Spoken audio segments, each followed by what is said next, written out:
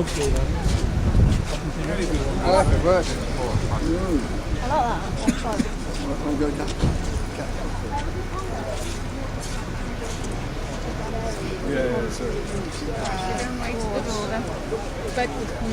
Yeah.